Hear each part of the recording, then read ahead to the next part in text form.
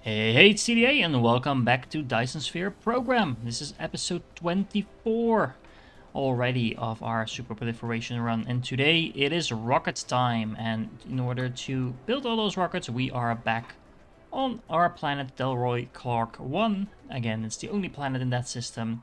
It's the planet where we originally built all the facilities to make our fuel rods, and like we know, there is quite a lot of them. But we also have quite a lot of room still available to us where we can probably fit in the last few remaining assemblers that we are going to need. So you can see my FPS is starting to struggle with all those super facilities, and that won't get any better when we start building these spheres. Well, not necessarily anything else than that. I am just going to check where the vault lines are. Yeah, that should be fine. Because, yeah, spheres do take up a lot of processing power. Now, the good news is I actually did upgrade my PC. Well, I have a new PC sitting next to me, but I haven't actually plugged it in. So, yeah, or well, no, that's not true. I did plug it in. Of course, that's the first thing I did when I got it. But it's not actually, it doesn't have anything on it just yet. So, that hopefully will be something I can do in this weekend. And then we can see if we actually notice a significant FPS difference. If not, I probably wasted my money. Anyway, yeah, so what are we going to build? Well, we are going to build some assemblers to make our rockets. And I kind of know already how I want to build that, hence I started while I was talking. So what we're going to do is we are going to build the small carrier rockets, and we have all the ingredients for that. We are producing those in large amounts elsewhere. Let me turn off the blinking lights. There we go. However, we are going to need 30 per second, and they will be coming in, so once the autosave is done, through the middle belt. Once again, this is not going to be a very large build, but it's going to be a symmetric one if it's up to me, and it is, luckily. We do need to fill in a few gaps in the floor, apparently, over here. But we should be fine with that. Okay, so how are we going to do that? Well, nothing special really, but actually this might be a slight issue, because we do need to make sure we actually stack these, because we are going to need fuel rods on this inner belt. Now, I think we should be able to do it like this. Yep, no problem. And then this belt is actually supposed to be a stacker as well. And then by connecting this with this belt, probably something like that, we have a total of 60 items on this belt. Now we are going to be exporting rockets. We are going to be importing this. We are going to also be importing this. And we are going to have to import... which one did I skip? I actually don't remember. Fuel rods. My brain is not working. Oh, quantum chips. That is the one I was looking for. Thank you. Quantum chips. That actually does mean that we're going to have an issue with proliferation, because we also want proliferation here, of course. Of course, we want all the rockets. Assuming we can actually proliferate that. We can, although we can only use the speed up. So actually, that's not really relevant to what we're trying to do here. No, well, actually, we'll be fine. We'll be fine. We'll be fine. We'll be fine. Okay, so, anyway.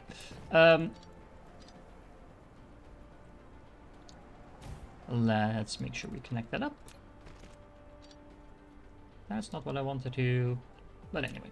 So, that should be enough for the fuel rods. Now, for the other things that we need, because we are going to split this in 2 rows, we shouldn't have any issues with inputs as long as we put it on a singular belt. So let's make sure we do this one like this. And I actually didn't set any recipe, did I? No, I didn't. So we want, let's say, quantum chips here on the outer belt. And then this belt can be the components. This needs to be fuel rods. Almost skipped this one. It's probably not a smart idea. There we go. There we go. There we go. And then what else do we need? We are going to need the components once again over here. I really hate that those stackers are too wide. As in, not 2 with double O, but 2 with TWO wide, because it's really annoying to have to put your belts in like that. Anyway, and then we have these, and that should fix that. Now, we are going to need, let's do the math together. Since we can speed these up, we can assume we are producing 3 or at a 3-second interval. So because we are also working at 1.5 speed, because we have Mark III assemblers, we're actually producing 1 rocket every 2 seconds. So that means if we have 30 rockets per second, we're actually going to need 60 assemblers. Pretty straight up. 60 assemblers divided by 2 means we need 30 on each side. And the convenient thing about that is that we can just drag this and then place 1 more, and then we can drag this, because the maximum number of assemblers you can build in one go is 15, so I don't even have to count. I know for sure if I just build the maximum amount and drag as far as I can, we will get exactly 30 in total. Now, that means I also need to fix the belts and the sword, so be right back. And this is what all our hard work for the past few weeks has been for. And let's see whether it works. We have to still power it up. I intentionally left out the power poles in order to do that. And let's see if it does the job. At least the stackers work. And we should... It's nice to see all those assemblers working in the same cadence. It's quite nice. But as you can see, we have quite a few rockets, or rockets, yeah, it's rockets already coming in. Doesn't entirely seem like a full belt though. Why not? Why is it not a full belt? Oh, that's because we're working at 50% power. Well, be right back. Let's fix that. Alright, and there we go. This belt behind me is a belt of rockets, and as you can see, that's actually moving. It looks like it's almost stuck, but it's not. If you click on the ILS, you will see it's filling up at a very rapid speed, and that's the 30 per second. So there were actually 2 reasons that wasn't happening before. Well, first of all, of course, the power, so I fixed that problem. I built a whole bunch of graphite burners along with some, oh, there we go, with some of the discharging builds that we made previously. We have to do something with all those accumulators, right? So working like intended over there. And the second reason was that I actually made a little bit of a mistake. So I actually thought this was only going to be producing with a speed up, because that's what my tooltip seems to say. But it's actually you working with products, and that was kind of the intent behind my build from the start. I was about to think while I was building it, hey, well, wait, if it's only speed up, we actually need more base resources. Luckily, I didn't make a mistake. I did know what I was doing. I was getting myself a bit confused there. But anyway, the extra products is working like intended. However, that does mean that we don't need 30 on each side, but that means we need 48 of these assemblies at each side, because they're not working at 200% speed, but they're only producing 25% extra. So we need quite a few more assemblers, but yeah, it's the same basic thing, just more on one belt. The belts are perfectly capable to keep up, as you can see. Everything is working like intended. Even the back ones are working, so no problem in the supply of these materials. And as you can see, when we get to the end of this belt, it actually turns out we have 1 full belt of rockets all coming in. All the assemblers keep working, so these ones do not back up either. This thing is filling up very rapidly though, so we are currently not even using any rockets. So that means we will definitely need to find a way to use our rockets, and let's get on that. Welcome to the Iota Telescopii system, at least I hope that's how you pronounce that. However, we are not going to have to pronounce it any further, because from now on this will be called the Cryolith system, because Cryolith was helpful enough to give a lot of feedback in the past few episodes, and as always I like to name the systems after you guys. Now this system is actually quite interesting as well. It has several gas giants, so that was one of the reasons I went here. The second reason is that this is actually a O-type star. It has a pretty high luminosity, which basically means that it multiplies your Dyson Sphere power. Might as well build it around a star that you actually get a lot of power from. Although, to be honest, it doesn't really matter. This is not the star, I think, with the highest luminosity in my system or in my universe. I think there's one or two that have slightly higher. However, those were quite far out to the edges, so you also have to take into account the travel time and stuff like that. So for now, I'll just use this one. It doesn't really matter that much, in my opinion. Now, getting back to the planet, let's see. I already did some prep work. As you can see, there is a lot of solar power on this planet, and it has a very good reason, because launching facilities need a lot of power. So as you can see, if we just take a quick look, the vertical launching silos need 18 megawatts, and we're going to build a lot of them. So we need, I think, about 2 gigawatts worth of energy, not counting anything else we built on this planet. So yeah, that's a lot, and that means we have to build a lot. Now, how are we going to build that? Well, of course, we want to kind of have the, well, I say of course, but let me explain that. So I want to have the EM rail ejectors on the top part just outside of the pole, and I am going to build the launching facilities on the tier below that. And what I mean by that, I'll quickly show you. So we just using the blueprint overview there for a moment. This area is quite close to the poles. You can also use for example, this area above here. I just use that for power. But generally speaking, this area, the real ejectors actually need to be able to see the spot they're shooting at. Makes sense. So they will actually not work if they can't see the spot they're shooting at. So ideally you want to place them either on the pole or on an area that is close to one. And the reason that typically it works slightly better if you put them to the just outside of the poles is that, of course, depending on which part of the planet your pole is, or at least the poles tend to either aim away or towards the sun. And yeah, if they are turned away and you put them on the poles, there's a good chance the AM real ejectors won't be able to see the star.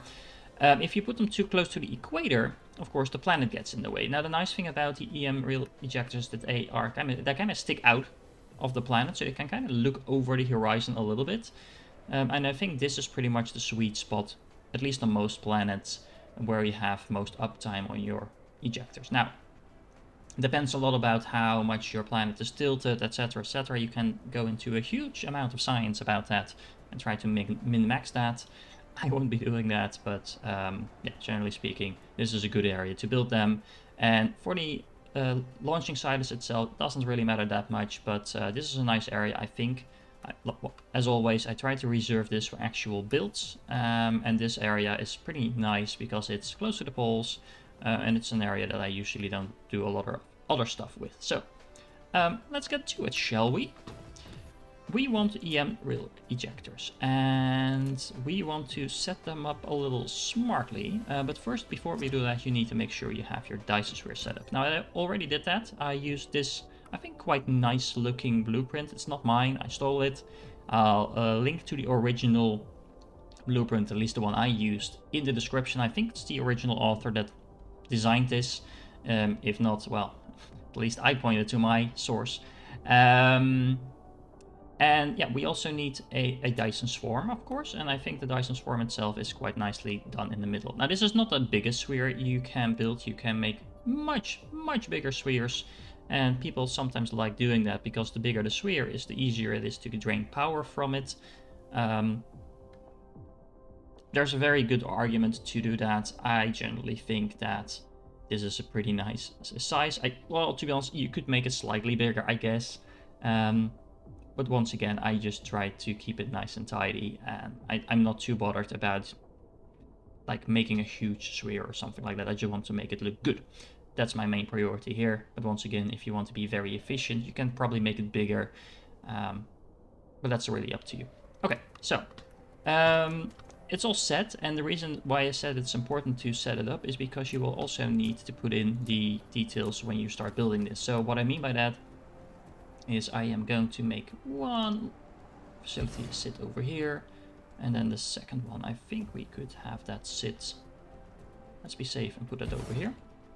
And we do want to make sure that we know what it's actually shooting at. So it's shooting at orbit 1. And if you don't put this down and you start to copy paste the build, you're going to have to go around the entire planet and set the recipe afterwards.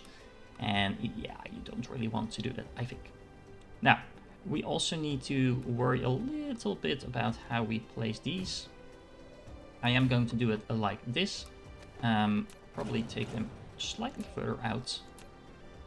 Because of the number of these that we are going to have to build, actually we don't need to do it like this at all, we don't need the splitters. Oh, apparently I don't have any belts on me, that was because I was building a lot of solar panels. We are going to build a large number of these EM rail ejectors, and that means that we are going to have to split the output across 2 belts. So of course this one is going to import sales. There we go. And I only want to build 1 ILS importing these, so because of that we'll need to do it like this. And this is quite nice that this can go straight on. Now of course we do want to kind of let's put that one over there for a moment. We want to center this, don't we? At least center it more than it was.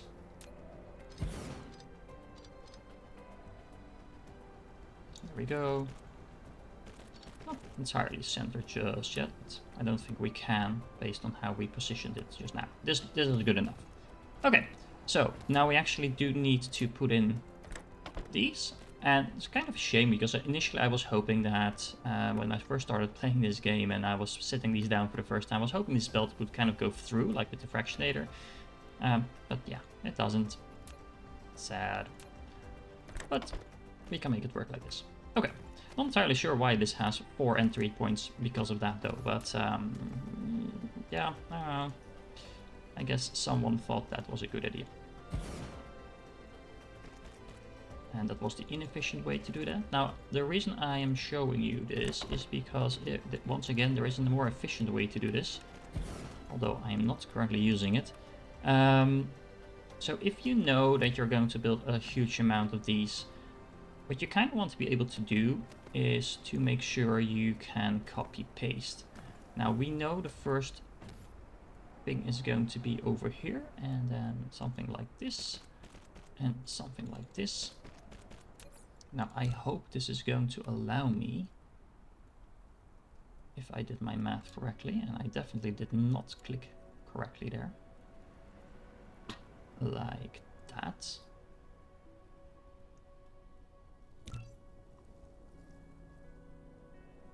There we go. It's a lot easier to place all of these down if you do it like this.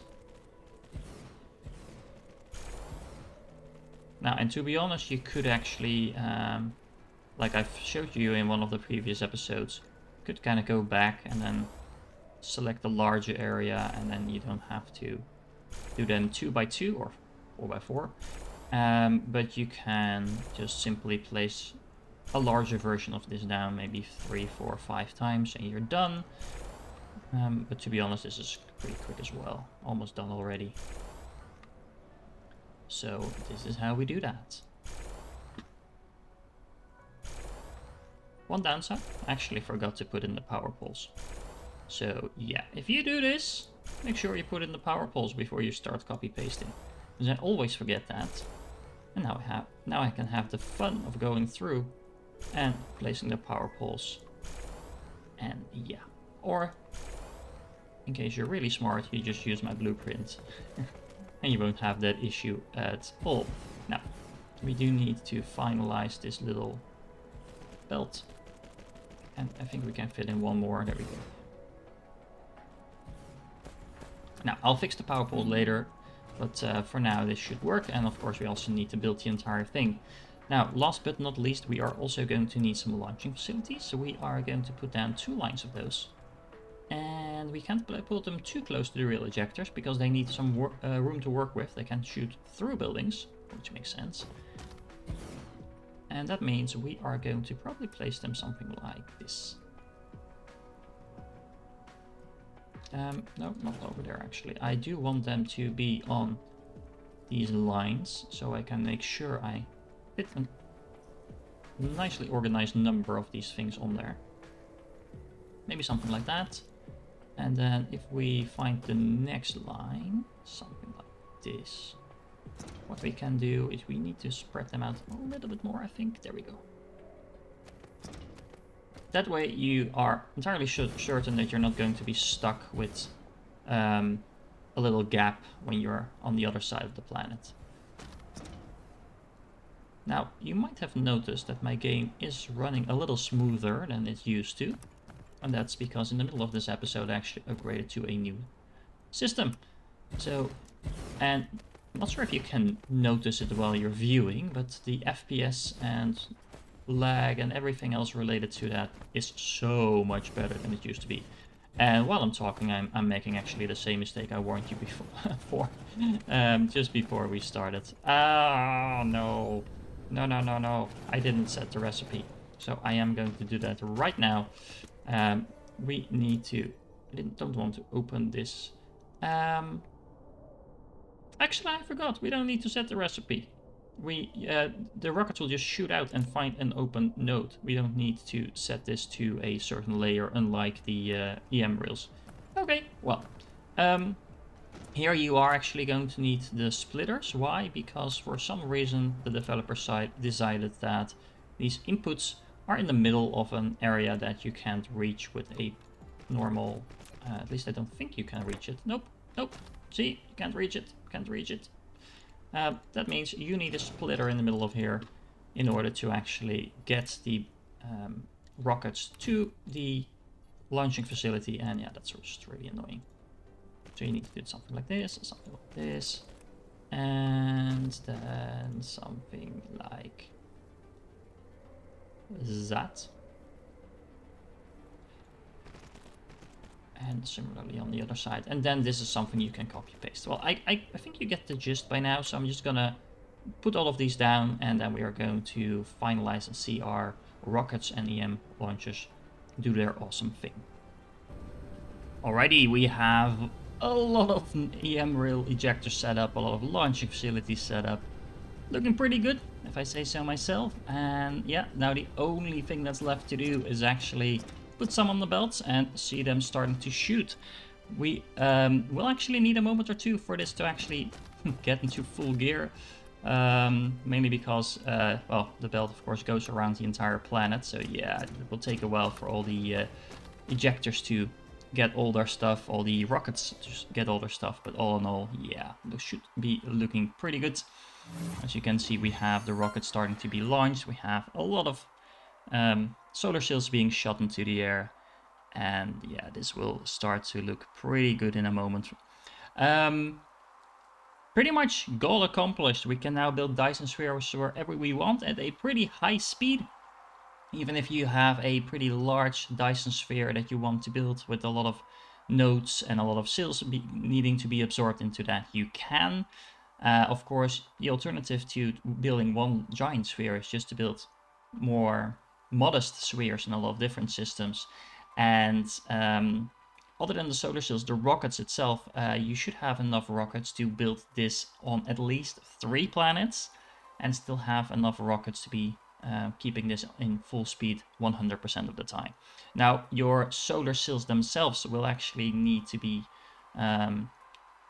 you don't have enough solar sails basically to fill 3 planets as well, but all you need to do is basically build one of my builds that I showed you in one of the previous episodes per planet that you want to actually launch sails from, and you should be fine. So, yep, there it is.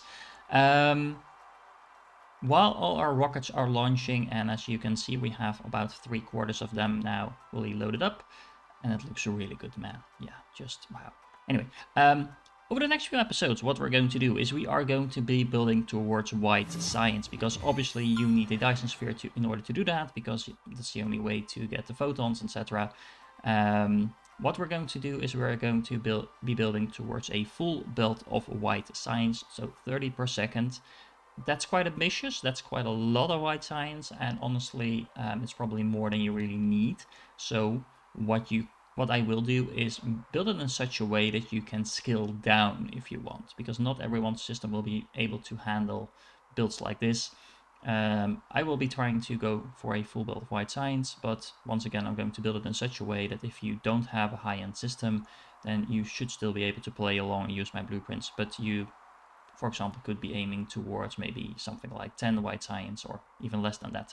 I'll take a look at how I'm actually exactly going to do that, so you can easily scale it down and not get into any issues, but yeah, there you go. Wow, this looks really good, doesn't it? Everything is now shooting. Of course, not all the real ejectors are, because not all of them can actually see what they're shooting at. But all in all, it's pretty awesome, I think. Let me zoom back in, turn around a little bit, and then zoom back out so we can look at our planet. So you can see that Dyson Sphere is slowly starting to form. This looks so amazing. To be honest, this is one of my favorite parts about the game. It looks just so damn good. All those rockets, all those solar swarms, etc. The swarm itself is already looking pretty good. There's a huge amount of solar cells in there already, given the fact that we're shooting tons of them per second. What to be honest, what probably even looks better. Let me go back to the there we go. This. Look at the rockets that we are sending to our sphere. It looks like they're under attack from a huge amount of bombers or something like that. But yeah, as you can see, several nodes being filled up at the same time, so it shouldn't take too long for this sphere to really start looking like a sphere, rather than just a few random nodes flying in the air. But yeah, it looks really good. Don't underestimate how much, as you can see, the power of our sphere is already rapidly ramping up, so we'll have plenty of power to work with. And this is just the start. Remember, this is only, as you can see, a tiny amount of spheres has been absorbed. Solar cells have been absorbed. So this is just a fraction of the power this sphere is already going to provide us. And you remember, you can always expand your sphere if you want, put more layers around it, etc.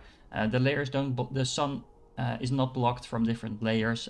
The game treats those layers as if they're not there, so you don't have to be worried about your solar cells not working or anything like that. I do like the design of this sphere, as I think the creator pointed out in the description with the blueprint.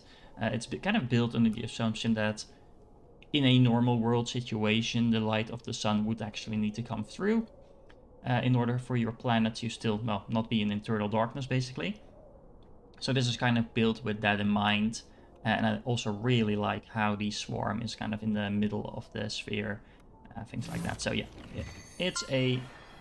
there we go. we completed the first little part of our system, and now we get all these milestones. Yeah. Okay, I'll stop rambling, because obviously I could keep looking at this forever. But thank you for joining this, and remember, next project coming up, White Science. I hope you enjoyed this project and this episode, and I will catch you in the next one.